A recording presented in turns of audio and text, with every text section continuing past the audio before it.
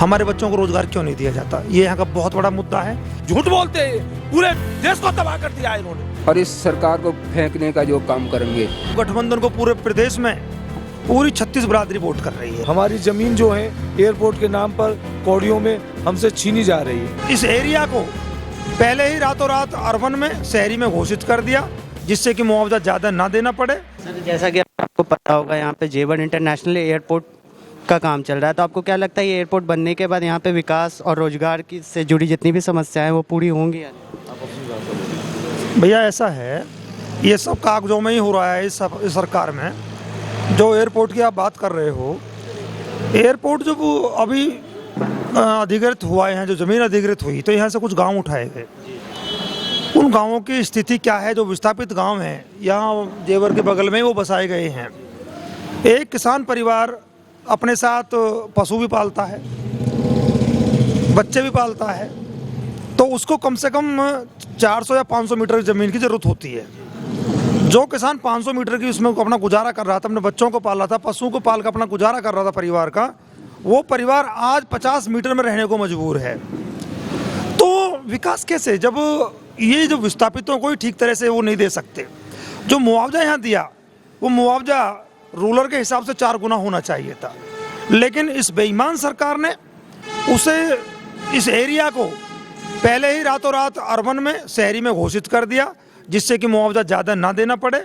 इसमें जो यहाँ का लोकल एमएलए था वो सरकार के साथ था। उसने जो स्थानीय लोग हैं, जो एयरपोर्ट से प्रभावित लोग हैं, उनके साथ में वादा खिलाफी की।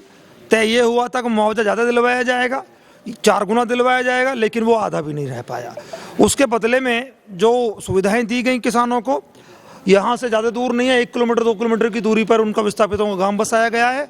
आप जाकर देख सकते हैं, ना कोई अच्छी सुविधाएं हैं उनके पास में, ना अच्छी रोड हैं, और छोटे छोटे मकान दे दिए गए हैं। लोग बहुत दुखी हैं, ये बड़ा मुद्दा है यहाँ का। और जहाँ तक विकास की बात है, यदि विकास की बात होती तो आज किसी भी गाँव में आप निकल जाओ, हमारे हर गाँव में नौजवानों की, बेरोजगारों की लंबी लंबी भीड़ लगी है, लाइनें लगी हुई हैं। हर गांव में कई मैं ये कहूँगा 100-200 भी बच्चे वहाँ मिल जाते हैं बेरोजगार। बच्चों की, जो रूलर्स के बच्चे हैं, वो ज़्यादातर फौज पुलिस की भर्तियाँ देखते हैं। बच्चों को आज तक फौज की भर्ती का मैं कई साल से मुँह नहीं देखना हुआ। लोग, बच्चे तरस रहे हैं। और रोज़गार के लिए, जैसा भी बाबूजी बता रहे थे, जो हमारे यहाँ लोकल कंपनियाँ लगी हुई हैं, उन कंपनियों में बाहर सिक्योरिटी गार्ड से कह दिया जाता है कि यदि 200 या 300 किलोमीटर से पहले कोई बच्चा यहाँ आता है रोजगार के लिए, तो उसे मना कर दिया जाए, हम लोकल को नहीं लेंगे। मैं उनसे पूछना चाहता हूँ, क्या हमने ये ज़मीनें नहीं दी? हमारे बच्चों को रोजगार क्यों नहीं दिया जाता? ये यहाँ का बहुत बड़ा मुद्दा है। सर, आप इस पे क्या बोलना चाहेंगे? यहाँ पे अभी जो चुनावी समीकरण चल रहा है, इस पे आप क्या बोलना चाहेंगे कि यहाँ पे क्या विकास होना चाहिए? जैसे कि हमारे जिलाध्यक्ष RLD के चौधरी भूपेंद्र सिंह ने बताया, उन्होंने अपनी सही बात आपको विस्तार से बताई। चौधरी जयंत जी के नेतृत्व में जो हमारे पश्चिमी उत्तर प्रदेश में जो किसान मजदूर 36 बिरादरी की जो हवा है, वो बहुत अच्छी तरह उनके नेतृत्व में काम कर रही है। और हमारे क्षेत्र की बात, तो एक कंपनियों में जो हमारी ज़मीनें गई हैं, हमारे नौजवानों के लिए रोज़गार नहीं है। हमारी ज़मीन जो है एयरपोर्ट के नाम पर कौड़ियों में हमसे छीनी जा रही है। और किसान मजदूरों का आप देख ही रहे हैं, 13 महीने आंदोलन चला।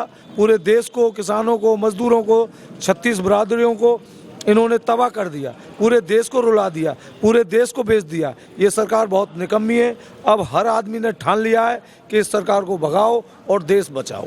मतलब आपके हिसाब से 2017 के बाद यहाँ पे बीजेपी की सरकार रही, तो उन्होंने विकास करा, जैसा कि उनका नारा है सबका साथ सबका विकास, तो यहाँ ऐसा कुछ हुआ है, देखने को मिला या नहीं? नारा तो उनका झूठा है, तो झूठे ही उनके विधायक हैं, झूठे ही उनके सारी लोग हैं, झूठी ये पार्टी है।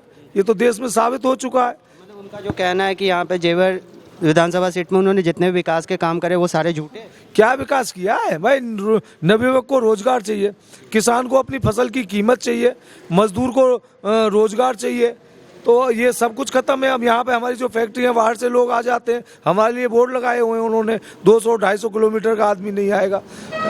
तो ये है। अब देखिए, हमारा पड़ोसी राज्य है हरियाणा, उसमें 75% उन्होंने अपने प्रांत के लिए किया हुआ, लोगों के लिए, तो सब कुछ है। तो हमारे भी अगर सरकार या गठबंधन की सरकार आती है, उनके ये संकल्प पत्र में है तो यहाँ पे उन बोर्डों को उखाड़ने का काम करेंगे। जैसे कि हमारे जिलाध्यक्ष साहब ने बताया, कल हमारी जयंत जी हमारे चौली गांव में आए थे, पूरे क्षेत्र में वो संदेश दे के गए कि सरकार आएगी, अच्छे काम करेगी और किसानों और मजदूरों के हित में और बेरोजगारों के हित में और जितनी भी समस्याएं उन पर सब पर वो काम करेगी, इनकी तरह झूठ नहीं बोलेगी। सर जैसा आप तो यहाँ के निवासी हो, लोकल हो, आपको तो सर पता होगा, यहाँ पे जैसा बोला जा रहा है कि पश्चिमी यूपी में इस बार जातीय समीकरण का खेल होने वाला है, तो आपको क्या लगता है यहाँ के माहौल को देखकर कि ऐसा कुछ होगा या सिर्फ साथ मिलकर विकास पर वोट करेंगे? नहीं, साथ मिलकर विकास पे करेंगे, वो तो बताया। जाति समीकरण क्या है? अब ये मुस्लिम है सब बीजेपी से खिलाफ है, जाट हैं हम जयंत के सब अब किसान मजदूरों के साथ हैं, और क्या रहेगा? गुजर हैं वो सब मतलब इनके उम्मीदवार के साथ है, इसलिए गुजर ही उम्मीदवार, गुजरों की हमारे जो उनकी मांग थी कि हमारा उम्मीदवार, तो हमारे जयंत जी ने गुजर उम्मीदवार दे दिया।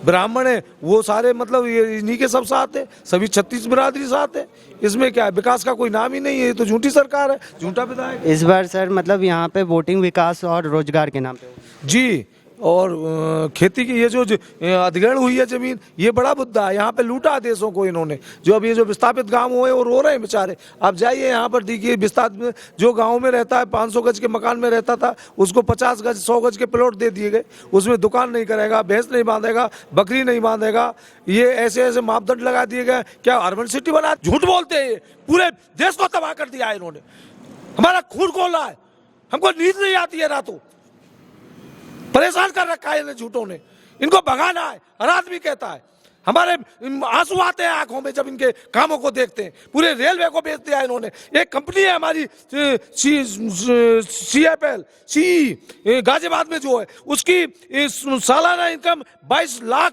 वो है हजार, उसको मात्र इन्होंने 217 करोड़ रुपए में बेच दिया है। वो भी एक फर्नीचर की कंपनी जो जिसमें 10 आदमी काम करते हैं, और 217 वो भी लोन पे।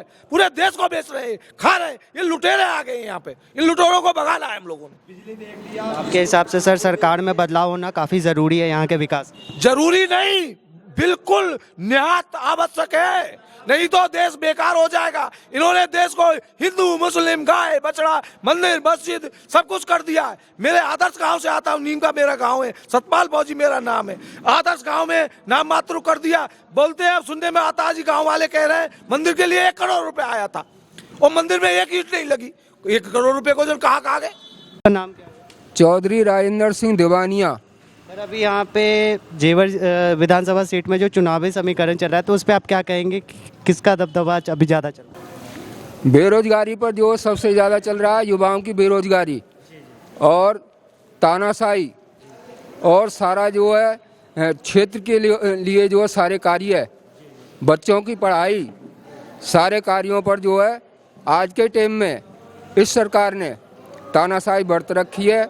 हमारे सारे बच्चे जो बेकार कर दिए हैं, उनको जो है ऑनलाइन जो पढ़ाई दी जाती है, ऑनलाइन जो कहीं जो पढ़ाई आज तक जो कहीं देखी नहीं है हमने। और ये भी हिसाब रहा है कि हमारे यहाँ क्षेत्र में सबसे पहली बात ये है कि सबसे बड़ा लोगों के रोजगार का जो मुद्दा रहा है। और यहाँ पर ऐसा भी है कि गांव-गांव जो है हम जो चारों तरफ गए, सबसे ज़्यादा जो है यहाँ पर हमारे क्षेत्र के बारे में यही समस्या मिली है कि स्कूलों की पढ़ाई है ना, यहाँ पर कोई रोजगार है। हमारे यहाँ इस सरकार ने जो है जहाँ पर भी जो है अपने फैक्ट्री वगैरह लगा रखी हैं, वहाँ पर यही सुनने में आता है कि 300 किलोमीटर दूरी से पहले जो यहाँ पर जो किसी को रोजगार नहीं दिया जाएगा। जबकि हम चाहते हैं कि हमारे स्थानीय लोगों को जो सबसे पहले रोजगार यहाँ दिया जाए, उसके बाद में किसी और को रोजगार दिया जाए। आपके हिसाब से इस बार इलेक्शन का आपका चुनावी मुद्दा रोजगार? हमारे यहाँ पर भड़ाना जी सारे क्षेत्र में वोटन को बटोर रहे हैं, और सारी जनता जो हमारे साथ है, 36 बिरादरी हमारे साथ है। और हम जो अब की बार यहाँ की तो चले क्या, पूरे प्रदेश में और इस सरकार को फेंकने का जो काम करेंगे। क्यों कि हमारे जो राष्ट्रीय अध्यक्ष हैं चौधरी जयंत सिंह, उन्होंने माला भी पहनना जो है मना कर दिया कि जब तक हम इस सरकार को उखाड़ नहीं फेंकेंगे, जब तक हम जो माला ग्रहण नहीं करेंगे। क्यों कि जो देश के किसान हैं उन पर हमारे आदरणीय चौधरी जयंत सिंह फूलों की वर्षा करनी चाह रहे थे, बाकी इस सरकार को वो नागवार लगा और हमारे जयंत जी को अनुमति नहीं दी। तो इसलिए हम कहते हैं कि जब तक इस सरकार को उखाड़ नहीं फेंकेंगे, जी में जी नहीं आएगा। जी, जैसा कि यहाँ पे माना जाता है कि ये जेवर जो विधानसभा सीट है एक जाट बाहुल्य क्षेत्र भी आता है, तो आपको क्या लगता है जयंत जी का यहाँ पे कितना प्रभाव पड़ा है? देखिए, इस बार जातिवाद नहीं चल रहा है, बड़ी सच्चाई है। गठबंधन के प्रत्याशी को, या मैं कहूँ गठबंधन को, पूरे प्रदेश में पूरी 36 बिरादरी वोट कर रही है। यहाँ कोई किसी का बाहुल्य नहीं है। बाहुल्य है तो किसान मजदूर का है, और किसी का यहाँ कोई बाहुल्य नहीं है। जो सरकार ने एक चीज़ यहाँ खड़ी कर दी थी, एक मंदिर मस्जिद पे मुद्दे पे, धर्मवाद के मुद्दे पे जो एक खाई हमारे बीच में खोद दी थी, वो खाई इस बार कुछ नहीं है। सब 36 बिरादरी, हर धर्म हमारे साथ है, और 10 मार्च को आप इसका रिजल्ट देख सकते हैं। मैं हूँ पूजा सिंह भदूला। मैं हूँ उर्वशी गौट। हेलो फ्रेंड्स, मैं हूँ विनी। मैं हूँ श्रुति। मेक्सिको से आप सभी का स्वागत करती हूँ। न्यूज ढाबा शिकागो से आप सभी से गुजारिश है कि देश के पहले इंटरनेशनल हिंदी यूट्यूब चैनल को सब्सक्राइब करना ना भूलें। हमारे साथ अलग अलग जगहों से हजारों यूथ जुड़ रहे हैं। आप भी जुड़िए। तो हमारे चैनल को सब्सक्राइब करना बिल्कुल ना भूलें। लाइक और कमेंट्स करना ना भूलें।